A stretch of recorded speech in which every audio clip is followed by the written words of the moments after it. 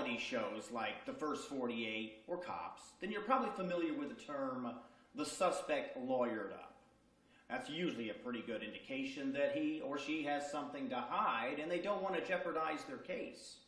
Well, politicians play a similar game when interviewers try to ask them questions. And sometimes they turn the tables and just demonize the interviewer. So by now you're probably asking yourself, well, what does Real News have? What are they about to expose? And what is going to be the fallout? I'm Tom Lemons with Real News, and tonight we're going to bring to you an inside look into a local nonprofit that spends your hard-earned money protecting homeless, drug-addicted, abusive criminals while the board of directors and administrative staff turn a blind eye and refuse to comment on the disturbing conditions inside the facility.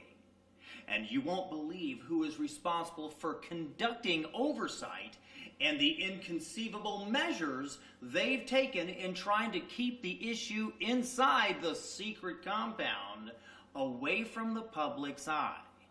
I'm talking about Salvaire Incorporated, otherwise known as Dawn Center of Hernando County. Now, many of you have already said to yourselves, how dare you question such a commendable organization that helps so many battered women in Hernando County? But don't take it from me. Just listen to what some women have to say about their nightmarish experiences inside the Dawn Center. But as far as the cleaning and things like that, it's like, and I was leaning on the counter and a roach crawled up my leg. And I went to go make my kids breakfast and there's roaches in the cabinet. Why don't we have a bug guy there? I was there for over a month. Why are we not trying to do pest control? So it's kind of like put your money where your mouth is, and it's what are you really concerned about? Yeah. But I was there for a month and I saw no talk of pest control. But it was to the point where I was leaning over the kitchen counter talking to another woman that was there, and I'm not kidding you, this roach crawled up my leg. Yeah, she asked me if I could bring her back some food and stuff. Yeah. But her daughter they don't never have no food. They got roaches in that place. Oh my God. So how y'all pass inspection? Oh my God. Y'all got roaches, bro. Y'all, The house was disgusting, filthy, gross. The high chairs were dirty. The kitchens were dirty.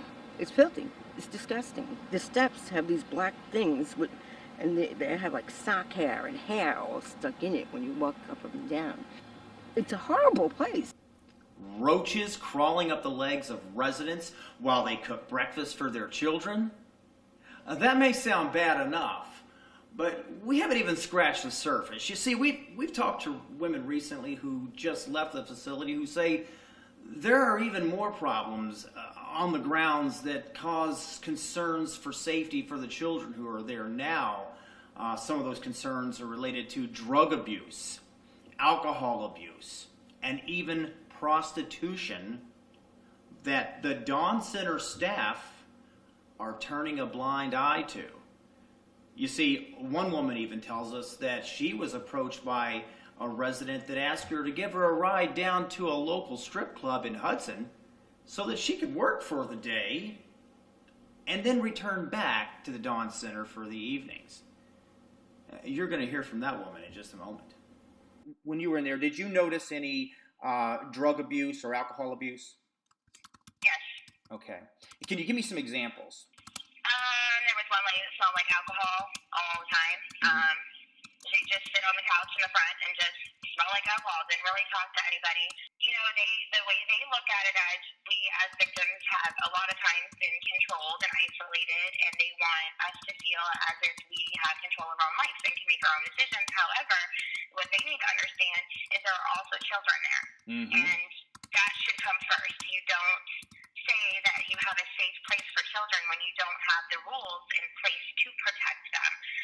And I'm finding blunt roaches from pods in the parking lot.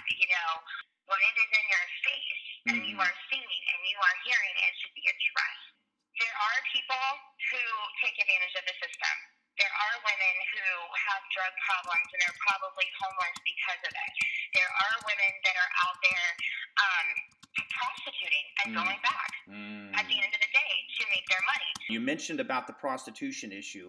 I've had neighbors in the, right there in the general area who've come to me and said, listen, my husband was approached by a girl and said, I'll have sex with you if you give me a ride somewhere.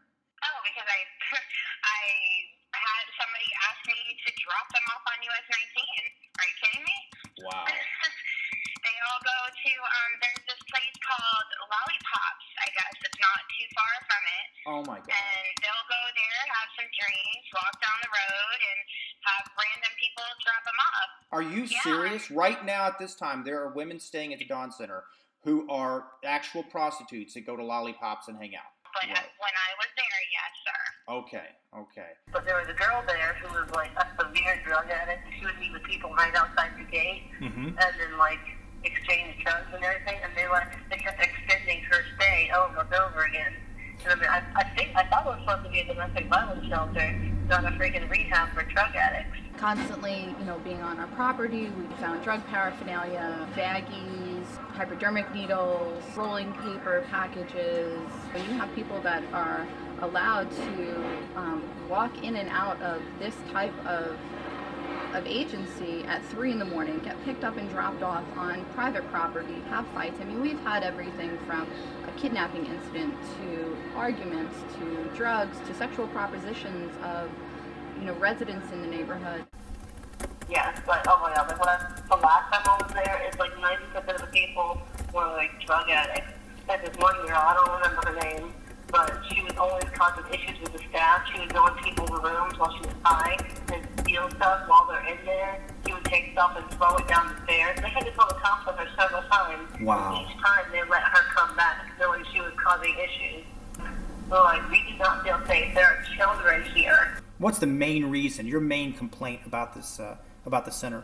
I think they should just focus on domestic violence. Only people who are drug addicts, they have rehab they can go to. Prostitution, drug abuse, homeless alcoholics. Is this what you thought your tax dollars and private donations to the tune of over $1 million was being used for? So you ask, well, what does the Dawn Center have to say about the accusations? Good questions, because they had nothing to say, no comment at all. Instead, they began an aggressive smear campaign against RNRF, calling us misogynistic, and me specifically an abuser of many women. They even went so far as to put a poster inside the Dawn Center so that the women will see it that says, "Stay away from Real News Real Fast," and specifically Tom Lemons, and to contact officials if you see him in the area. A safety alert about a news reporter. Well, here's what a few women had to say about that sign. What they're doing is the same thing they do that everyone does. They demonize the person that's trying to speak. And if you demonize the person that's trying to speak out about something, then no one is going to take them seriously. Right. And you guys are saying not to talk to this guy because he's making up lies. The reality is everything he's saying is right here. It's a scam. You are the one that brought politics in this. Yep. So let's be real. Mm-hmm. Okay. That's what they do. When you have a voice and you try to speak up and you're trying to call people like that out on something that's not right and a little crooked, they'll demonize you. And nobody listens to somebody who has been demonized. Right. There's a big sign with your face, your name. Do not contact Real News. When I first started there, they actually had your picture up in the office telling us not to talk to you because you were crazy or a stalker or something like that. And to not talk to you at all. And if we see you outside the gate, just ignore you. Okay. Just be careful for you because you've been accused of stalking women or whatever, or hanging out around the gate outside the Dawn Center. But they keep telling us that if we see you at the stop sign or something, call the police because you're harassing us. Well, I guess the warning not to talk to this reporter backfired on administrators, because as you can see, several women came straight to RNRF the minute they left the facility. And those are just the ones that agreed to talk to us on the record. But listen, we're not done. You see, most of the women we spoke to say that the Dawn Center is claiming to offer services that do not exist. And in some cases, staff members are logging food and supplies to occupants who never even received them. You were told they were going to provide 3 meals a day, and that didn't exist? Yes, it matters. I also had my kids, they say they have this food program. There's going to be 3 meals a day. There was not 3 meals a day. They barely eat like the dinner. I bring their stuff. Yeah. And she's like, oh, because it says right here on the paper that they eat breakfast and lunch. Wow. And sure as hell, I see my kids, I see all of our name on it. And Wow. I'm like, oh, that's how they're getting their donations for their. All of these kids are eating breakfast and lunch too. So that's not right. That right there shows you they're getting money for something that is not even, and I think it's laziness. Are you saying? Yeah. Are you saying there's like a list to show where children or you have eaten throughout the day, and yet it's not true? They're putting your names down, and you didn't really eat. Yes, sir. The women there between a certain age, like from the time they start their periods, like around the time of usual menopause, they say that every woman between that age group uses tampons or pads or any other feminine product, even when they don't, because I don't get my period and I don't use them, but they're still putting down that I did use them when I really didn't. Did you actually see a logbook or anything where they physically wrote your name down to do that? Yes, they were writing down my name as I was saying it, and I was like, but don't put that down there because I don't use it. They're like, oh, well, we have to put it down anyway because you're between the ages that we need. When you're on the phone and you're calling somebody and they're telling you we got group counseling, we have 3 meals a day, we have resources. That's how she worded it is exactly how they worded it to me. Don't get on the phone and say that you have programs and services and we can do this thing and then not. You look like this wonderful, wonderful woman and people that just care so much. And you know what? We don't even see your face. We don't see your face. We don't see your programs. We don't see your services. Yeah. But everyone else sees you. Cost has helped me in Pinellas County from Hernando. Like, there are places that really, really make a difference. And I just think that people should have the option to donate to something. You know something? You know the first thing that I was told? The first thing that gave me an uneasy feeling about that, it was the second day. I had only spent 1 night there. And a lady was leaving with her kids. We were in the same room. And she looked at me and she said, listen, she's like, honey, you need to leave here and you need to get to a shelter that's actually going to help you. For several years, R&R has received dozens of complaints from Dawn Center occupants, neighborhood residents, law enforcement, and even emergency room staff who say they are sick and tired of dealing with the problems Dawn Center brings to the community. And in an effort to resolve the community's concerns, we've attempted over and over to speak with administrators and board members to try and resolve some of the issues. RNRF has interviewed staff from shelters around the state who answer our questions without hesitation. So it raises strong suspicions that Dawn Center has something to hide. And it looks more and more like Dawn Center is nothing more than a political springboard for budding politicians than a legitimate safe haven for battered women. In my opening monologue, I mentioned the term lawyered up. Well, that's precisely what Dawn Center and the Sheriff's Office did the moment I requested email transactions, a donor contribution list, and how many paid staff members work for Dawn Center. Instead of providing answers to those simple questions, the Sheriff's Office attorney Joel Fritton blocked the request by citing Florida Statute 119. George Angelitis of the Hogan Law Firm did precisely the same thing when I presented the same questions regarding the Dawn Center.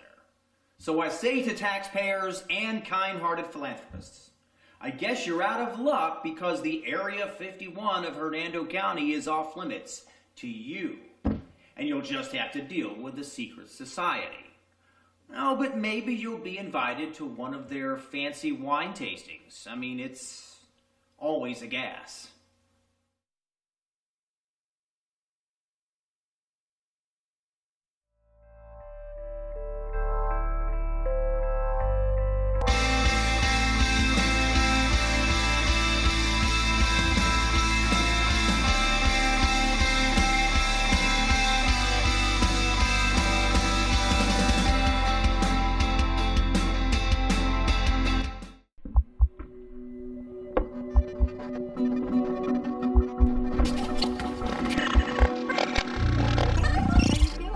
Feeling good, like the accident never happened.